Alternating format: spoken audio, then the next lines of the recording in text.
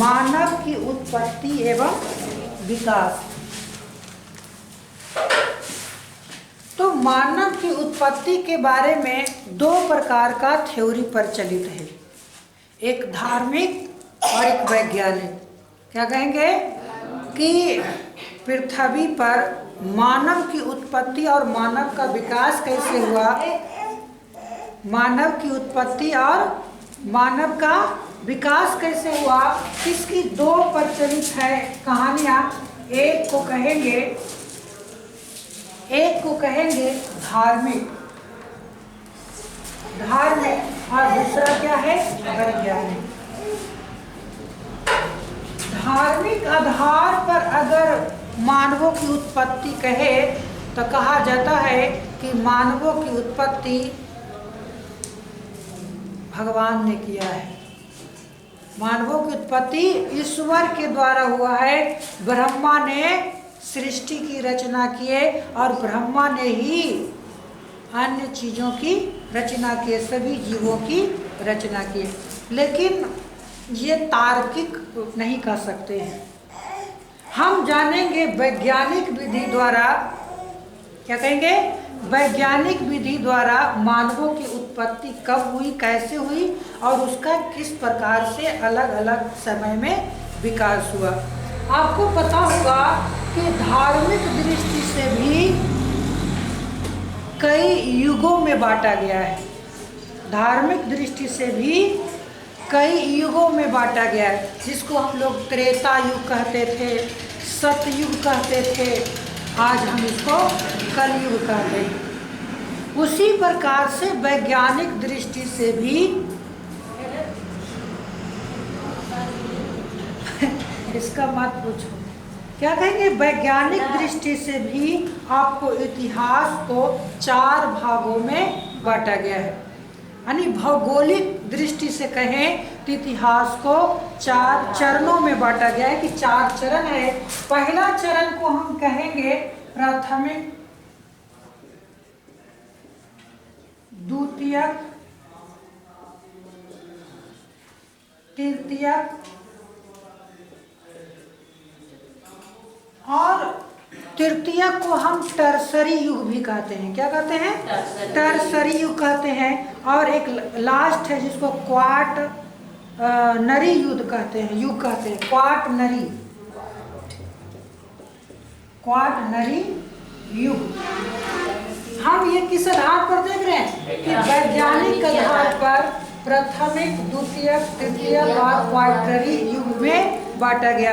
लेकिन भौगोलिक नाम इसका क्या है, तो एक को कहते हैं पोलियोजोइक। क्या कहेंगे, पोलियोजोइक, पहला में पोलियोजोइक। दूसरा कहते हैं मेटाजोइक, तीसरा कहते हैं सेनाजोइक और चौथा को भी कहते हैं सेनाजोइक काल। कहेंगे कि पोलियोजोइक काल, मेटाजोइक काल, सेनाजोइक काल। और सेनाजोइक काल जो है 2 युगों का से तृतीय या टर्सरी युग को भी और क्वाटरनरी युग। ये सेनाजोइक काल का मतलब हो गया कि जब मानव या पृथ्वी पर स्तनधारियों का विकास हुआ। पहली बार पृथ्वी पर स्तनधारियों का विकास हुआ, उस काल को हम क्या कहते हैं, सेनाजोइक काल कहते हैं। सेनाजोइक का मतलब ये होता है स्तनधारी। सेनाजोइक का मतलब होता है स्तनधारी। अब देखो कि मानव की उत्पत्ति अगर कहे तो उसका विभिन्न चरण है। या मानव की उत्पत्ति जो है टर्सरी युग में हुआ था। क्या कहेंगे, मानव की उत्पत्ति जो हुआ था कब हुआ था, टर्सरी युग में हुआ था। टर्सरी युग कहें या सेनाजोइक काल कहें, क्या कहें, सेनाजोइक काल कहें या टर्सरी युग कहें। और इसी में सेनाजोइक काल या टर्सरी युग को भी कई भागों में बांटा गया है। उसमें कहते हैं प्लायोसीन काल, इसी में क्या है, प्लायोसीन प्लायोसीन काल। ये प्लायोसीन काल कहें या टर्सरी युग कहें या सेनाजोइक काल कहें, इसी काल में मानवों की उत्पत्ति हुई होगी। लेकिन मानवों की उत्पत्ति तो हो गई, जिस प्रकार का आज मानव दिखता है उस समय उस प्रकार का मानव नहीं था। ये मानव की पूर्वज कौन थे, तो इसकी विकास के क्रम को भी कई खंडों में बांटा गया। एक खंड आपको जो मिलेगा जिसको बोलते हैं प्राइमेट। क्या कहते हैं? प्राइमेट। सबसे पहला चरण तुम क्या कर रहा है नीचे में, हम इस पर ध्यान रहता है कि पैर हाथ पर ना चढ़ जाए।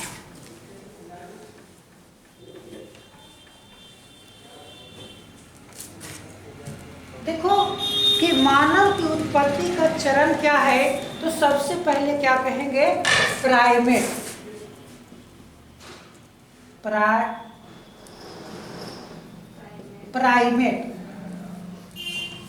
प्राइमेट ये मनुष्यों का ही एक भाग है, या कहेंगे कि लगभग 360 से 240 लाख वर्ष पहले। कब कहेंगे? 360 से 240 लाख वर्ष पहले। कब? 360 से 240 लाख वर्ष पहले प्राइमेट का उत्पत्ति हुई। ले जाओ इसको, जाओ जल्दी भागो। कहेंगे कि 360 से 240 लाख वर्ष पहले एक प्रकार की प्रजाति उत्पन्न हुई, जिसको क्या कहा गया? प्राइमेट कहा गया। क्या कहा गया? प्राइमेट। प्राइमेट का मतलब होता है कि प्रथम स्तनधारी समूह। क्या कहेंगे? प्रथम स्तनधारी समूह। और ये प्रथम स्तनधारी समूह में कई जीव आए। जैसे आपको कहे स्तनधारियों में बानर था। क्या था? बानर था। चिंपैंजी था। क्या था? चिंपैंजी था। गोरिल्ला था। देखा हेरा फेरी? हेरा फेरी फिल्म है ना जी? चिंपैंजी है ना, भालू जैसा रहता है ना? गोरिल्ला, अरे गोरिल्ला चिंपैंजी कोई विशेष नहीं, लगभग उसी प्रकार के प्रजाति। एक होता है लंगूर। क्या है? लंगूर। जाओ लंगूर। तो कहेंगे बानर, चिंपैंजी, गोरिल्ला, लंगूर, ये सभी क्या थे? तो स्तनधारी जीव थे। अब कहेंगे कि इनमें से मानव की प्रजाति कौन है, तो उसमें से मानव की प्रजाति जो है वो बानर है। यानी हम लोग लगभग 360 से 240 लाख वर्ष पहले बानर थे, है ना जी? बानर की प्रजाति थे। इसके बाद एक काल आया जिसको कहते हैं होमोनाइड। क्या कहते हैं? होमोनाइड। प्राइमेट हुआ, दूसरा होमोनाइड। होमोनाइड प्रजाति की उत्पत्ति हुई। ये भी बानर जैसा ही या बानरों के ही उपप्रजाति था। किसका? बानरों के ही उपप्रजाति था। और इसका विकास जो हुआ था 240 लाख वर्ष पहले हुआ था। कब हुआ था?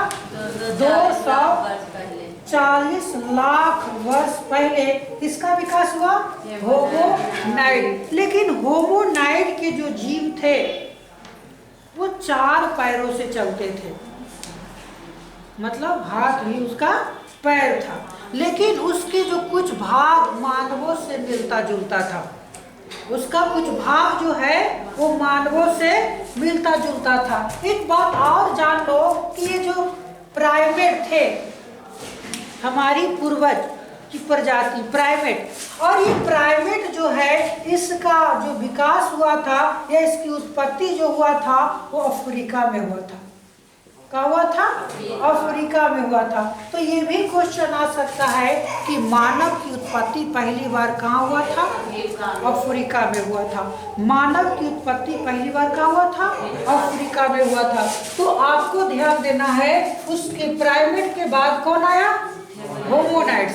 होमोनाइड्स का विकास भी लगभग 240 लाख वर्ष पहले हुआ होगा।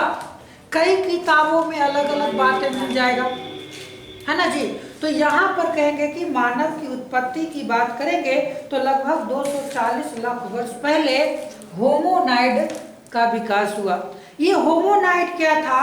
तो ये भी आपको अफ्रीका के क्षेत्र में विकसित हुआ और कहेंगे कि बानरों की ही एक प्रजाति थी। क्या कहेंगे? बानरों के ही एक प्रजाति थी। अब होमोनाइड के बाद एक और प्रजाति आता है जिसको हम लोग बोलते हैं होमोनीड। क्या कहते हैं? होमोनीड। होमोनीड ये जो प्रजाति है होमोनीड, ये मानव की सबसे निकटतम प्रजाति मानी जाती है। आज की जो मानव है उसकी सबसे निकटतम प्रजाति कौन है? होमोनिड। ये 2 पैरों से चलना प्रारंभ किया था। होमोनिड क्या है? 2 पैरों से चलना प्रारंभ किया था, लेकिन इसका जबड़ा ही मानव जैसा था।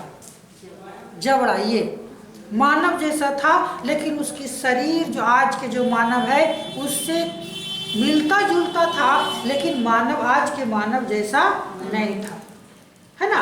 इसके बाद जो है कि आपको कहा जाता है कि काल आया जिसको बोलते हैं रामापिथेकस काल। क्या कहेंगे? रामापिथेकस काल। रामापिथेकस काल। रामापिथेकस काल। इस काल में क्या होता है कि कुछ मानव जंगल की तरफ चल गए। किधर गए? जंगल की तरफ चल गए और कुछ मानव मैदानी भागों में गए। कहाँ गए? मैदानी भागों में गए। और जो मैदानी भाग में गए उनको प्राकृतिक आपदा का सामना करना पड़ा। उन्हें ऊपर नीचे उबड़ खाबड़ जमीनों पर चलना पड़ा। तो इन लोग जो है कि अपने आप को सतत विकास किए। लोग जो है कि उसका हाथ ऐसे हुआ, अभी भी बानर का हाथ देखो कि ऐसे रहता है ना। तो उन्होंने जो है कि अपने काया पलट किया, धीरे धीरे अपना जनरेशन बढ़ता गया और जनरेशन में बहुत सारी लगातार परिवर्तन आते गया। और इस प्रकार से ये जो लोग क्या हुए, ये लोग जो है कि आगे चल करके मानव का रूप धारण कर लिया, लेकिन जो जंगल में रह गए वो आज भी बानर के बानरे रह गए। जो प्रजाति किसकी? होमोनिड की प्रजाति। जो प्रजाति किस काल में? रामापेथिकस काल में। रामापेथिकस काल में जो आपको जंगल की ओर चले गए वो बानर ही रह गए, जिस बानर को हम लोग बोलते थे महाकपिवर्ग। क्या कहते थे? महाकपिवर्ग। महाकपिवर्ग ये था महाकपिवर्ग। और ये था आपको जो मानव की जो आज के डेट में जो प्रजाति है उसको बोले थे ऑस्ट्रेलियोलिथिक काल, या उसी का नाम दिया गया आगे चल करके जिसको हम लोग बोलते हैं होमोसेपियंस। क्या नाम देते हैं? होमोसेपियंस। जो मानव का वैज्ञानिक नाम है होमोसेपियंस। होमोसेपियंस। तो होमोसेपियंस जो है मानव की सबसे आधुनिक प्रजाति है। मानव की सबसे आधुनिक प्रजाति है। कहा जाता है लगभग 30,000 वर्ष पहले, लगभग 30,000 वर्ष पहले होमोसेपियंस का उत्पत्ति हुई। कब? 30,000 वर्ष पहले। 30,000 वर्ष पहले होमोसेपियंस की उत्पत्ति हुई। और होमोसेपियंस को कल्पनाशील मानव कहा जाता है। क्या कहा जाता है?